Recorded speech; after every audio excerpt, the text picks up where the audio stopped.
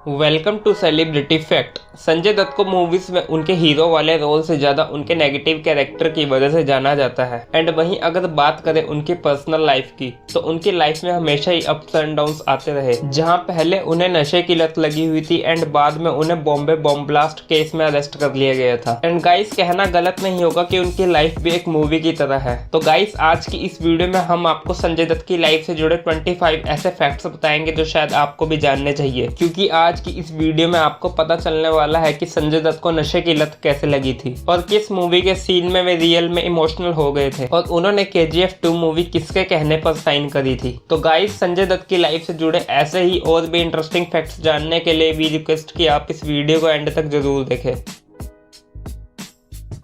संजय का बर्थ 29 जुलाई 1959 में मुंबई में फिल्मी बैकग्राउंड फैमिली में हुआ था, जहां उनके फादर सुनील दत्त जी एंड उनकी mother Nargis ji Bollywood industry में एक्टर थे। एंड वहीं संजय की फैमिली में उनके अलावा उनकी 2 younger sisters Priya Dutt and Namrata Dutt भी है। संजय की स्कूलिंग मुंबई में ही हो रही थी, लेकिन जब संजय 9 साल के थे तब उनके फादर को संजय की स्मोकिंग के बारे में पता चला था। संजय के फादर को जब इस बात का पता चला तो उन्हें बहुत बुरा लगा और उन्होंने डिसाइड कर लिया था कि संजय का अब घर में रहना सही नहीं है, तो इसलिए वे उन्हें बोर्डिंग स्कूल में भेजेंगे, जहाँ संजय को अपने सभी काम खुद करने पड़ेंगे। और इसके बाद संजय को 9 साल की उम्र में ही बोर्डिंग स्कूल में भेज दिया गया था। संजय को बोर्डिंग स्कूल में उनकी स्मोकिंग की वजह से भेजा गया था। But do you know that कि संजय को नशे करने की आदत कहाँ से पड़ी थी? एक्चुअल में संजय दत्त के फादर सुनील दत्त के फ्रेंड जब भी घर में आया करते थे तो वे सभी स्मोकिंग किया करते थे और इन सबको देखकर संजय बहुत इन्फ्लुएंस हुआ करते थे और यहीं से संजय दत्त को नशे की आदत लगी थी। संजय जब बोर्डिंग स्कूल गए थे तो उन्होंने 9 साल तक वहां पर पढ़ाई करी, लेकिन बोर्डिंग स्कूल में रहते हुए भी उन्होंने स्मोकिंग करना नहीं छोड़ा। और जब वे बोर्डिंग स्कूल से वापस आए तो उनका आगे पढ़ाई करने का बिल्कुल भी मन नहीं था, लेकिन तब उनकी फैमिली ने उन्हें समझाया कि तुम अपनी जिंदगी में कुछ भी करो, लेकिन तुम्हारा ग्रेजुएट होना बहुत जरूरी है। संजय ने अपनी फैमिली की सजेशन पर कॉलेज में एडमिशन तो ले लिया था, लेकिन संजय अपने कॉलेज के फर्स्ट ईयर में 2 या 3 ही दिन कॉलेज गए थे और संजय की लाइफ में यही वो टाइम था जब उन्हें ड्रग्स जैसे नशे करने की आदत पड़ी थी। संजय ने अपने कॉलेज के टाइम में ही एक्टर बनने का डिसाइड कर लिया था, क्योंकि उनके मुताबिक एक्टिंग एक इजी फील्ड थी। लेकिन जब इस बारे में संजय ने अपने फादर को बताया तो उन्होंने संजय को समझाया कि एक्टिंग इजी नहीं है और अगर तुम एक्टर बनना चाहते हो तो तुम्हें एक्टर बनने के लिए खुद को प्रिपेयर करना पड़ेगा। और ये बात सुनकर संजय ने 2 साल तक एक्टिंग के लिए खुद को प्रिपेयर किया था। संजय की डेब्यू मूवी रॉकी आई, जिसे उनके फादर ने डायरेक्ट किया था। लेकिन संजय की डेब्यू मूवी से पहले संजय की मदर नरगिस वॉज डिवाइस्ड और ये मोमेंट संजय के लिए बहुत ही सैड मोमेंट था, क्योंकि संजय की मदर उन्हें फिल्मों में काम करते हुए देखना चाहती थी। लेकिन रॉकी मूवी की स्क्रीनिंग से 5 दिन पहले ही शी वॉज डिवाइस्ड और फाइनली जब मूवी की स्क्रीनिंग हुई तो संजय ने स्क्रीनिंग में अपनी मदर के लिए एक चेयर बुक करवाई थी। सभी को लगता था कि रॉकी संजय की डेब्यू मूवी थी, लेकिन लेट मी टेल यू कि संजय इस मूवी से पहले रेशमा और शेरा मूवी में काम कर चुके हैं। इस मूवी के टाइम संजय दत्त की उम्र सिर्फ 13 साल थी एंड इस मूवी को संजय के फादर ने ही डायरेक्ट किया था, जिसमें सुनील दत्त एंड अमिताभ बच्चन जैसे एक्टर एक साथ नजर आए थे और इस मूवी में संजय दत्त एक कव्वाली सिंगर के रोल में नजर आए थे। संजय जब बॉलीवुड में आए थे तो उन्हें बहुत ज्यादा ड्रग एडिक्शन की आदत थी एंड इवन संजय ने भी अपने कई इंटरव्यूज में बताया है कि अपने करियर के इनिशियल डेज की कई मूवीज को शूट करते हुए वे ड्रग्स लिया करते थे। लेकिन बाद में संजय की ड्रग एडिक्शन की वजह से उनकी पर्सनल लाइफ भी इफेक्ट होने लगी थी और इसलिए उन्होंने डिसाइड किया था कि वे रिहैब ज्वाइन करेंगे। संजय रिहैब के लिए यूएस गए थे, जहां उन्होंने 1 साल बिताया एंड रिहैब से आने के बाद संजय ने अपनी लाइफ में कई चेंजेस किए, जहां उन्होंने अपने नाम की स्पेलिंग SUNJAY से SANJY करे एंड वहीं संजय ने बॉडी बिल्डिंग की तरफ भी काफी ध्यान दिया। संजय ने अपने लाइफ में सभी चेंजेस इसलिए किए थे क्योंकि वे नए नाम और नई फिजिक के बेसिस पर अपनी लाइफ की शुरुआत करना चाहते थे। संजय के रिहैब से आने के बाद जब उन्होंने मूवीज में ट्राई किया तो उनकी 2 movies back to back flop रही, लेकिन इसके बाद उनके करियर में टर्निंग पॉइंट तब आया जब उन्होंने नाम मूवी में काम किया। नाम मूवी उस टाइम की बहुत ही सक्सेसफुल मूवी थी, जिसे महेश भट्ट ने डायरेक्ट किया था, जिन्हें ऑडियंस आलिया भट्ट के फादर होने की वजह से जानती है एंड इस मूवी के बाद ही संजय को इंडस्ट्री के बैंकेबल एक्टर्स में देखा जाता था। संजय को उनकी लाइफ में फर्स्ट फिल्म फेयर अवार्ड की नॉमिनेशन साजन मूवी के लिए मिली थी, जिसमें उन्होंने अमन नाम का कैरेक्टर प्ले किया था। लेकिन डू यू नो दैट कि संजय दत्त से पहले ये कैरेक्टर आमिर खान को ऑफर किया गया था, लेकिन उनको मूवी की स्टोरी पसंद नहीं आई थी और इसलिए उन्होंने कैरेक्टर रिजेक्ट कर दिया था एंड बाद में इस रोल के लिए संजय दत्त को फाइनल किया गया था।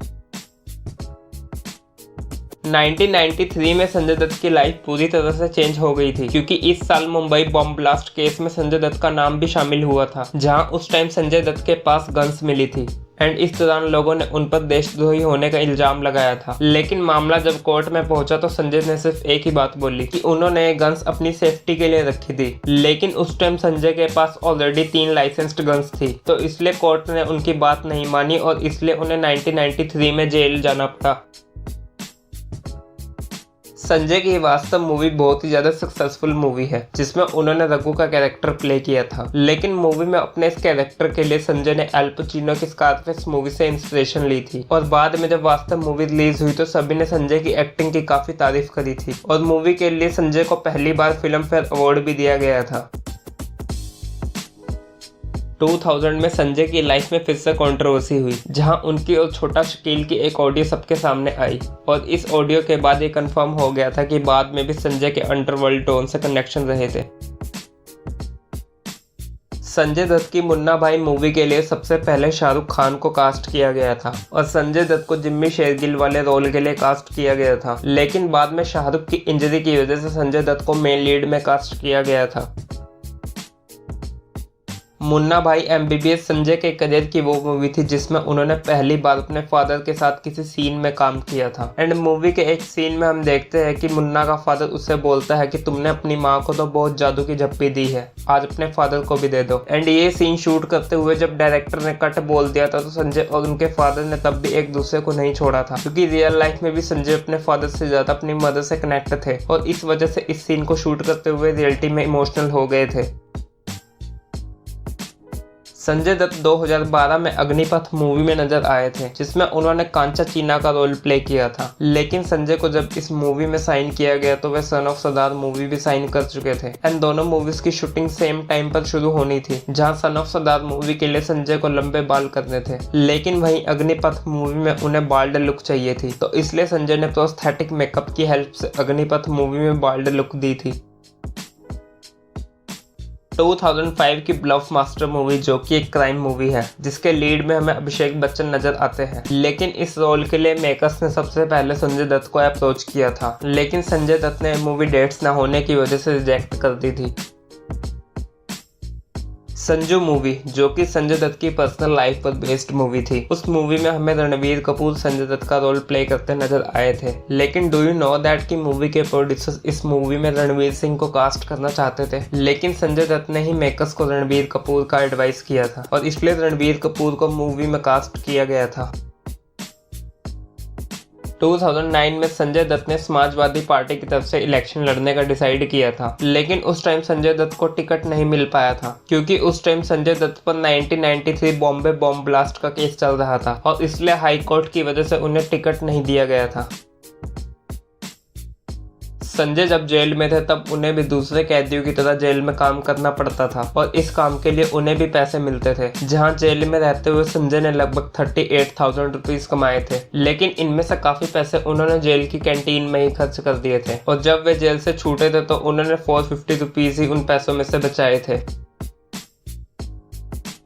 संजय दत्त के अगर अफेयर्स की बात करें तो उनके काफी एक्ट्रेसेस से अफेयर रहे हैं एंड उनके ज्यादातर ब्रेकअप्स भी उनके लाइफ की प्रॉब्लम्स की वजह से ही हुए थे, लेकिन आज संजय दत्त अपनी वाइफ मान्यता दत्त के साथ एक हैप्पी लाइफ जी रहे हैं, जहां आज उनके 3 बच्चे भी हैं। 2020 में जब पूरा वर्ल्ड कोरोना से सफर कर रहा था तब संजय को एक दिन अचानक से ही चेस्ट में दर्द हुआ था और जब उन्होंने चेकअप करवाया तो उन्हें पता चला कि उन्हें लंग कैंसर है, लेकिन टाइम के साथ जल्द ही संजय ने अपने इस कैंसर को रिकवर कर लिया था। संजय हमें रिसेंट ही KGF 2 मूवी में देखने को मिल रहे हैं, जिसमें वह अधीरा का रोल प्ले कर रहे हैं। एंड मूवी में ऑडियंस को हर कैरेक्टर काफी पसंद भी आ रहा है। लेकिन डू यू नो दैट कि इस कैरेक्टर को लेकर संजय दत्त श्योर नहीं थे कि वे ऐसा कैरेक्टर प्ले कर पाएंगे या नहीं, क्योंकि इससे पहले उन्होंने कभी भी ऐसा कैरेक्टर प्ले नहीं किया था। लेकिन जब संजय की वाइफ मान्यता को ये बात पता चली तो उन्होंने संजय को इस कैरेक्टर के लिए इंसिस्ट किया और मान्यता दत्त के समझाने पर ही संजय दत्त ने इस मूवी में काम किया था। तो गाइस ये थी video. Guys we want to know in comment section कि आपको ये वीडियो कैसी लगी। और गाइस अगर आपको ये वीडियो अच्छी लगी तो इस वीडियो को लाइक करें, शेयर करें और हमारे चैनल सेलिब्रिटी फैक्ट को सब्सक्राइब करें। और गाइस ज्यादा जानकारी के लिए आप हमें हमारे Instagram page celebrity fact official पर भी फॉलो कर सकते हैं, जहाँ हम सेलेब से रिलेटेड फैक्ट की पोस्ट को शेयर करते रहते हैं।